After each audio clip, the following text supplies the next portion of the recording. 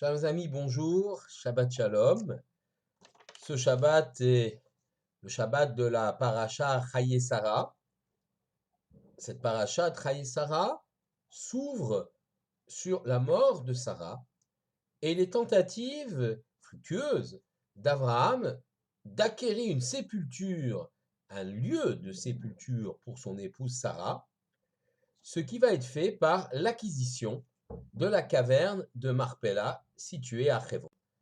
La paracha s'ouvre par ce verset. Vayu chaye Sarah, mea shana, ve'esrim shana, ve'sheva shanim. La vie de Sarah fut de 100 ans, 20 ans et 7 ans. Rashi explique que la façon de compter les années de la vie de Sarah appelle un commentaire. Pourquoi n'a-t-on pas dit elle était âgée de 127 ans, mais 100 ans, 20 ans et 7 ans, pour nous dire qu'elle était pure, elle n'avait pas commis de faute à 20 ans comme à 7 ans, et belle à 100 ans comme à 20 ans. Le verset se termine par « Shene chaye Sarah », les années de la vie de Sarah. Nous reviendrons sur la fin de ce verset. Il faut savoir, tout d'abord, que la Torah ne parle pas en vain. Les phrases qui sont dites, les mots, ont tous un sens. Et s'il y a des répétitions dans la Torah, c'est parce que ces répétitions portent un sens différent, nouveau. On a ici relaté la façon dont Abraham va acquérir cette sépulture, cette grotte de Marpella. Il va s'adresser aux habitants de la région, qui s'appellent les Benechet. Ceux-ci vont lui proposer une sépulture gratuitement dans leur cimetière. Abraham va refuser, il veut acquérir un territoire, et ce territoire appartient à Ephron, et il va donc demander au fils de Chet d'intervenir auprès d'Ephron pour qu'il veuille bien lui vendre la caverne Marpella, le champ qui est autour, les arbres, l'ensemble de cet espace, pour y créer une sépulture pour sa épouse Sarah et pour d'autres, pour lui-même et pour d'autres après. Ephron, après avoir faim de le lui donner, va prendre un prix extrêmement élevé, 400 shekels, ce qui est évidemment disproportionné par rapport au terrain et à la valeur du shekel à l'époque, et Abraham va acheter et payer ce terrain. Première leçon, qui est une leçon contemporaine, lorsqu'une communauté juive s'installe dans un endroit, elle doit faire attention à acheter un terrain et à le payer en bonne et due forme pour qu'il n'y ait pas de contestation, afin d'y ensevelir ses défunts. Mais si la Torah relate avec de multiples détails l'acquisition de cette grotte, c'est que cette grotte a une importance particulière. Rashi explique le mot Marpella, Me'arat à Marpella, la grotte de Marpella. Chez Kfula, Bezugot, elle abrite des couples. Évidemment, pas à l'époque d'Abraham, puisque Sarah va être enterrée en premier, mais elle abrite des couples, Sarah, Abraham, puis Rivka et Yitzhak, Yaakov et Léa. En vérité, Abraham avait déjà perçu la force et la grandeur, la sainteté de cette grotte lorsque, poursuivant un veau qui s'était échappé, au moment où il voulait d'ailleurs lui faire la shrita pour servir une part de ce veau de la langue à ses trois invités, ce veau ayant trouvé refuge, dit le Midrash, dans cette grotte, il a ressenti un parfum du jardin d'Éden et a compris qu'Adam et Chava, les premiers hommes et la première femme, sont ensevelis là-bas, et par conséquent, il a voulu acquérir cette grotte. Donc, Me'arat Marpella, la grotte des couples. Autre explication, c'est une grotte double. C'est-à-dire que deux grottes se situent en dessous du niveau de la terre, l'une un peu supérieure à l'autre, décalée, avec un tunnel qui permet de la lier l'une à l'autre, donc une grotte qui est double. Et effectivement, en 1967, lorsque l'armée israélienne s'est rendue maître du terrain de Hebron, elle a envoyé une jeune fille à travers un petit interstice pour vérifier cela. Et tout ce que Rashi affirmait était juste. Bien que Rashi n'ait jamais mis les pieds en Israël et on voit la force du roi HaKodesh, de l'inspiration sainte chez nos grands, chez nos Gdolim. Deuxième point intéressant, c'est la notion de fils de Chet. Le Midrash, dans Bereshit Rabbah, explique Amar Rabbi Eliezer, au nom de Rabbi Eliezer, Kama diot mishtapechot et Kama kulmusim mishtaberim kedei lirtov benechet. Combien d'encre a été versée? Combien de plumes ont été brisées simplement pour écrire le mot benechet? Asara peamim, 10 fois, tiv benechet, benechet. C'est marqué 10 fois fils de Chet, fils de Chet. Keneged aseret adibrot, par rapport aux 10 commandements. Le lamdecha, pour t'apprendre.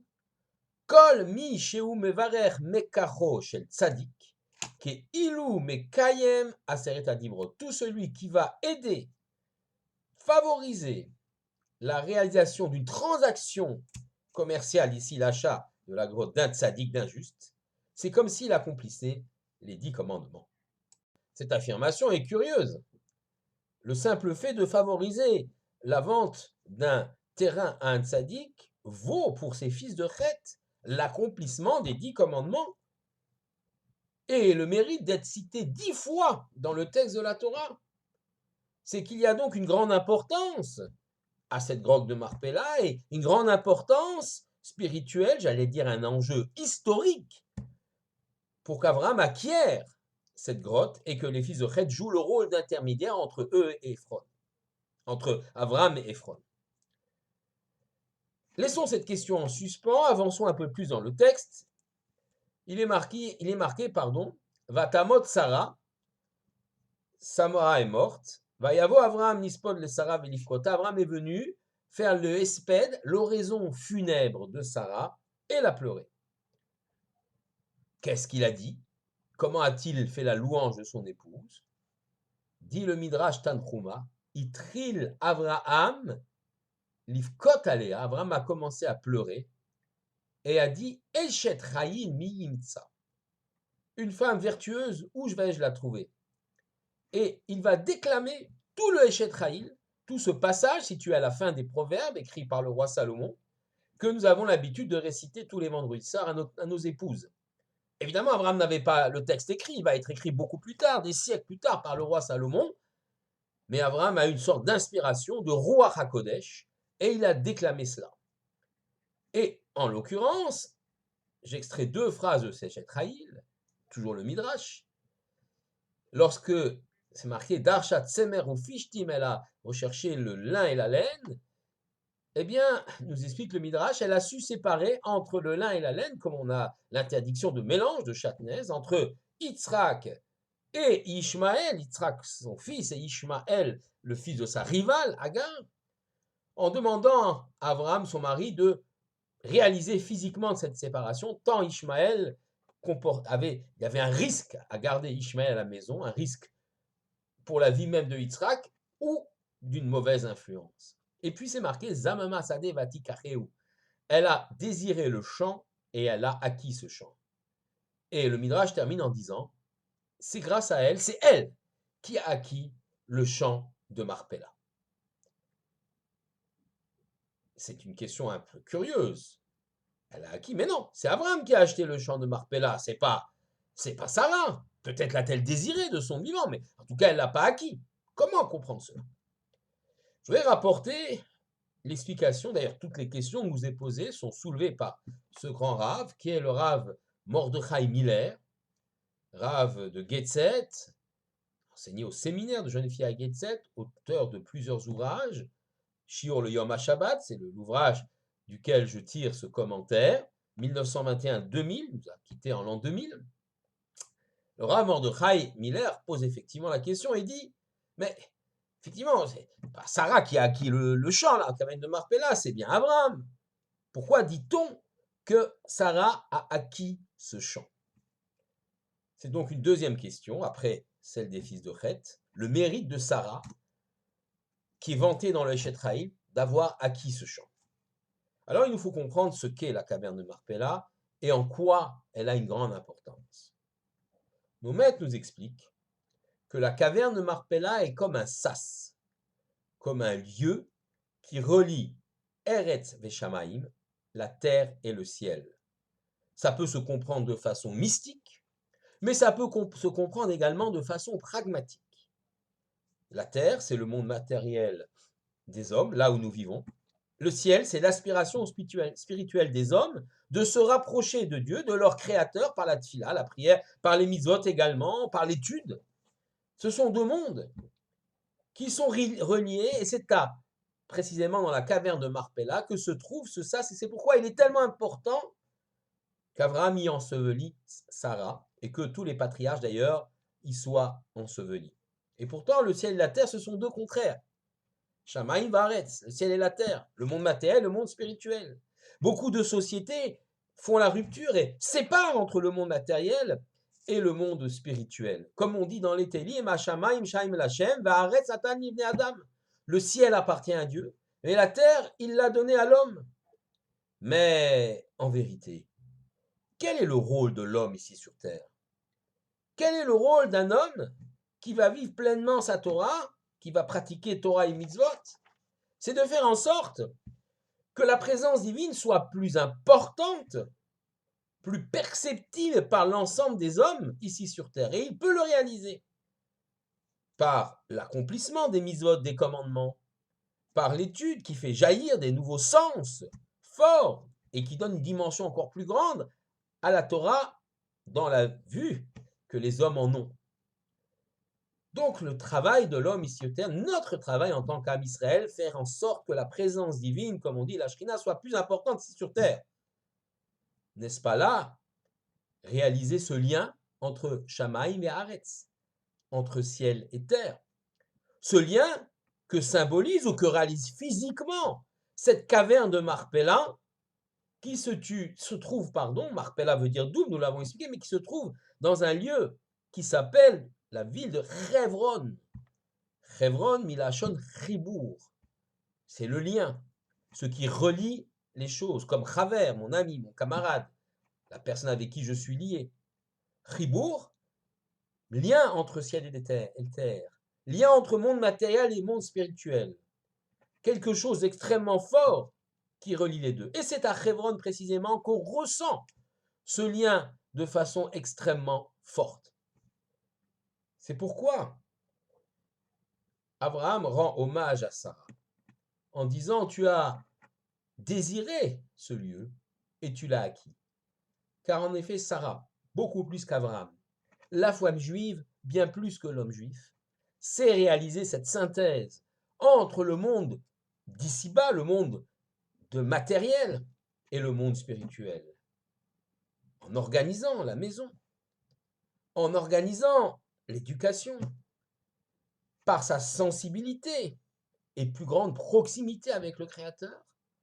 La femme est à même de réaliser finalement le but que chacun d'entre nous avons par l'accomplissement des mitzvot, c'est-à-dire de lier ciel et terre, de lier ce monde éminemment matériel à un monde spirituel, de donner du sens, de la spiritualité aux actes quotidiens matériels que nous réalisons chaque jour.